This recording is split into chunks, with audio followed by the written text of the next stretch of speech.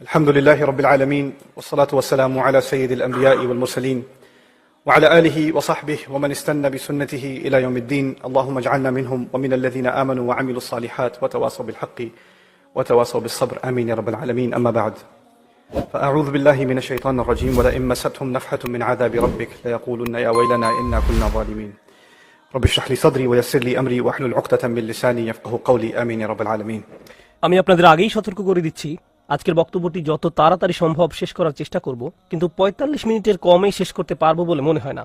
আগেই বলে দিচ্ছি যেন আপনারা বিরক্ত না হয়ে পড়েন। আবারও বলছি, আমি আগেও আপনাদের দিক নির্দেশনা দিয়েছিলাম কিভাবে কোনো শব্দ না করে চুপি চুপি মসজিদ থেকে বের হয়ে যেতে হয়। পাশের দরজাগুলো দিয়ে কেউ চলে যেতে চাইলে যেতে পারেন, আমি মাইন্ড করব না। আজকে আমি ভয়ানক একটা ব্যাপার নিয়ে বক্তব্য শুরু করতে চাই। আমাদের ধর্ম হলো সত্য ধর্ম, আর সত্য সুখবর যেমন প্রদান করে তেমনি সাবধান বাণীও প্রদান করে। আমাদের সকল নবী রাসূলদের, বিশেষত রাসূলুল্লাহ সাল্লাল্লাহু আলাইহি সাল্লামকে আল্লাহ আযজা জাল্লা বর্ণনা করেছেন মুবাশশিরান ওয়া নাযীরান, সুসংবাদদাতা ও সতর্ককারী। যদি কেউ শুধু সুসংবাদ প্রদান করেন তাহলে সে সাবধান বাণীর কথা ভুলে যাবে, আর যদি শুধু সতর্ক করতে থাকেন তাহলে সে এতই হতাশ হয়ে পড়ে যে মনে করে ভালো খবর বলতে আসলে কিছু নেই। বুঝতে পারলেন? আমি চেষ্টা করেছি এই ভারসাম্য রক্ষা করার। যেহেতু এই মাসটি প্রত্যাশার মাস, তাই আমি সুসংবাদের উপর একটু বেশি জোর দিয়েছি। আল্লাহ আযজা জাল্লার প্রতি আমাদের আশা এবং ভালোবাসা বৃদ্ধি করার চেষ্টা করেছি, কিন্তু এই একই সময়ে এর মাঝে একটা ভারসাম্য থাকতে হবে। যদিও আজকের বক্তব্যের শেষ অংশে আসার খবর আছে, কিন্তু শুরু করছি এমন একটা জায়গা থেকে যা অতটা আশাব্যঞ্জক নয়। দেখুন, আমাদের পূর্বের জাতি বনী ইসরাইলকে আল্লাহ কিতাব দান করেছেন। আমাদের যেমন কুরআন রয়েছে, তাদেরকেও অন্য কিতাব দেওয়া হয়েছিল। কুরআন যাকে বর্ণনা করেছে অন্য কুরআন হিসেবে, অর্থাৎ আগের কিতাব। তারা তাদের কিতাবকে গুরুত্ব দিয়ে গ্রহণ করেনি। তাদের মাঝে বেশ কিছু বিভ্রান্তিমূলক ধারণা গড়ে ওঠে। আমরা যদিও এত ভালো মুসলমান নই, সমস্যা নেই। আল্লাহ যদি আমাদের দোজখে ফেলেনও, সবচেয়ে খারাপ পরিস্থিতিতে আল্লাহ যদি আমাদের জাহান্নামে ফেলেনও, এটা হবে সাপ্তাহিক ছুটির মতো, কয়েকদিন মাত্র। কারণ তিনি আমাদের এতই ভালোবাসেন যে মুসলমানরা শেষমেশ তো জান্নাতে যাবেই। তাই আমরা যদিও জাহান্নামে যাই, সেটা হবে অল্প কিছু দিনের জন্য, সমস্যা নেই। লান তামাসসানান নারু ইল্লা আইয়ামাম মা'দুদাত, গুটি কয়েকদিন ছাড়া আগুন কখনো আমাদের স্পর্শ করবে না, কিছুদিন মাত্র। ব্যাপারটা হলো, জান্নাত জাহান্নামের পূর্বে বিচার দিবস রয়েছে, যেটি একদিনের জন্য, সেটা 1000 বছর লম্বা হবে। জান্নাত বা জাহান্নাম নয়, আল্লাহর কথা অনুযায়ী শুধু বিচারের দিনটি এত লম্বা হবে। আর বিচারের দিনটি হবে মাত্র একদিনের, আর জান্নাত জাহান্নাম চিরকালের জন্য। তাই কেউ যখন বলে গুটি কয়েকদিন, তাকে এখনকার দিনের হিসেবে চিন্তা করলে তো হবে না। বর্তমানে পৃথিবী তার অক্ষ বরাবর ঘুরে, আমরা সূর্যের উদিত হওয়া এবং অস্ত যাওয়া দেখি, কিন্তু কিয়ামতের দিন সূর্য, চাঁদ এবং পৃথিবীর সবকিছুকে ধ্বংস করে নতুন একটা ব্যবস্থাপনা তৈরি করা হবে। তাই আমরা এখন যেভাবে 24 ঘন্টার হিসেব করি, সেভাবে রাত দিনের হিসেব করলে তো চলবে না যখন আখিরাত শুরু হবে। চলুন তাহলে সবার আগে এই ধারণাটি আমাদের মাথা থেকে ফেলে দেই। কোরআনের বহু জায়গায় জাহান্নামের আলোচনা করা হয়েছে, কিন্তু আমি শুধু কোরআন থেকে একটি বর্ণনা আপনাদের সামনে উপস্থাপন করতে চাই। আমার মতে এটি আল কোরআনের জাহান্নামের সবচেয়ে গুরুত্বপূর্ণ বর্ণনা। কোরআনের একজন ছাত্র হিসেবে আমি মনে করি এই বর্ণনাটি জাহান্নাম সম্পর্কে জানার শুরু মাত্র।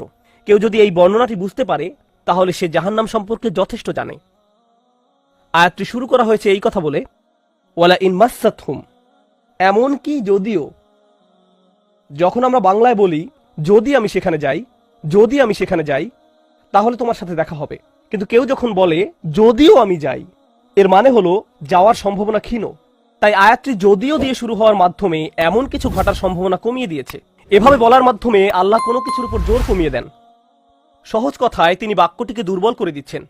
যদিও, যদিও কি? যদিও মাসসাতহুম, যদিও এটা তাদের স্পর্শ করে। আরবিতে মাসসা অর্থ কোনো কিছু যখন আপনাকে সামান্যতম স্পর্শ করে, যেমন কোনো মাছি যখন কোনো মতে স্পর্শ করে, যদি সেকেন্ডের জন্য স্পর্শ করে তখন তাকে বলা হয় মাস।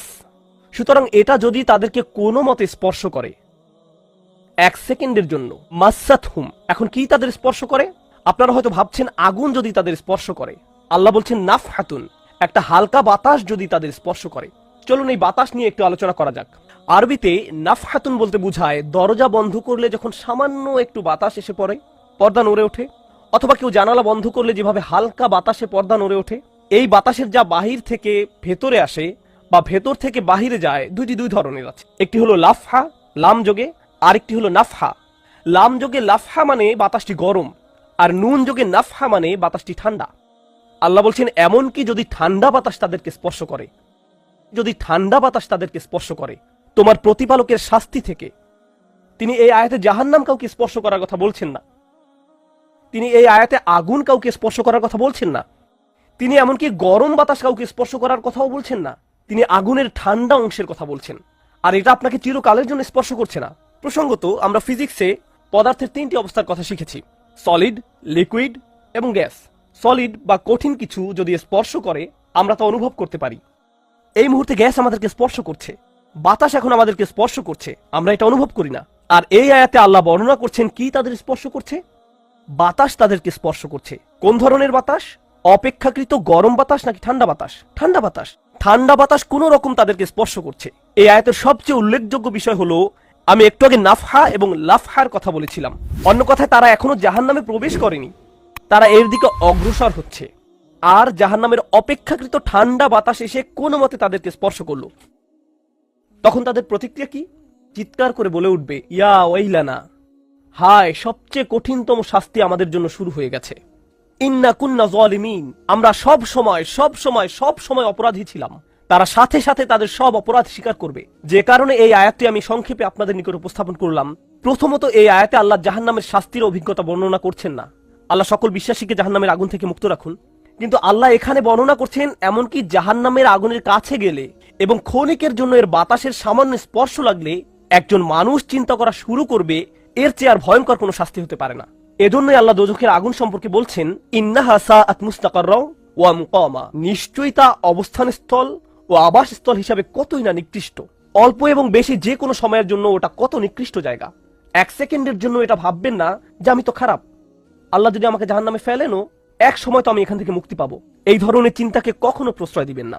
এই ভূমিকা দেওয়ার পর যখন বিচার দিবস শুরু হবে, যখন সমগ্র মানব জাতি একত্রিত হবে, তারা জানে না কোথায় যাবে, তারা জানে না কোন দিকে ফিরবে। এই ঘটনা আসলে রাসূলুল্লাহ সাল্লাল্লাহু আলাইহি সাল্লামের একটি হাদিসে উল্লেখ করা হয়েছে এবং জ্ঞানের প্রতি মুসলমানদের আগ্রহ ছিল সব সময়। তো একবার কিছু মানুষ বিখ্যাত সাহাবী আনাস ইবনে মালিক রাদিয়াল্লাহু তাআলা আনহুর কাছে এলো, কারণ মানুষ লোকমুখে এই খবর পেয়েছিল যে আনাস এই হাদিসটি জানতেন, আর এটি অনেক বড় একটি হাদিস, বুখারী শরীফে বর্ণিত আছে। এই ঘটনা ঘটে রাসূলুল্লাহ সাল্লাল্লাহু আলাইহি সাল্লামের ইন্তেকালের পরে। তিনি বলেন, হাদ্দাসানা মুহাম্মাদুন সাল্লাল্লাহু আলাইহি ওয়াসাল্লাম। এখন আনাস রাদিয়াল্লাহু তাআলা আনহু কথা বলছেন। তিনি বলেন, রাসূলুল্লাহ সাল্লাল্লাহু আলাইহি সাল্লাম আমাদের বলেছেন, ইযা কানা ইয়াউমুল কিয়ামাতি মা জান্নাসু বা'দুহুম ফি বা'দ। মনোযোগ দিয়ে শুনুন। যখন বিচার দিবস শুরু হবে, মানুষ ঢেউয়ের মতো একে অপরের উপর আশ্রয় পড়বে, সর্বত্র বিশৃঙ্খলা, সবাই একে অন্যের দিকে ছুটতে থাকবে। ফায়াতুনা আদম, তারা কোনো একভাবে আদম আলাইহিস সালামের দেখা পাবে, তারা তার কাছে ছুটে আসবে। ফায়াকুলুনা ইশফা আলানা ইলা রাব্বিক, সমগ্র মানব জাতি আদম আলাইহিস সালামের কাছে ছুটে আসবে এবং বলবে, আপনি কি দয়া করে আমাদের পক্ষ থেকে আল্লাহর সাথে কথা বলতে পারবেন? আমরা আল্লাহর ভয়ে ভীত। আপনি তো প্রথম মানুষ, আপনি তো সেই ব্যক্তি যাকে আল্লাহ ফেরেশতাদের সিজদা দিয়ে সম্মানিত করেছেন, আপনাকেই তো পছন্দ করা হয়েছে, আমরা সবাই আপনার সন্তান, আপনি আমাদের পিতা, তাই দয়া করে আমাদের জন্য আল্লাহর সাথে কথা বলুন, আমরা খুবই ভীত। এরপর তিনি বলবেন, ফায়াকুলু লাস্তু লাহা, তিনি বলবেন, আমি এর যোগ্য নই, আমি পারবো না। ফায়াকুলু লাস্তু লাহা ওয়ালাকিন আলাইকুম বিইব্রাহিম, তোমরা কেন ইব্রাহিমের সাথে কথা বলছো না?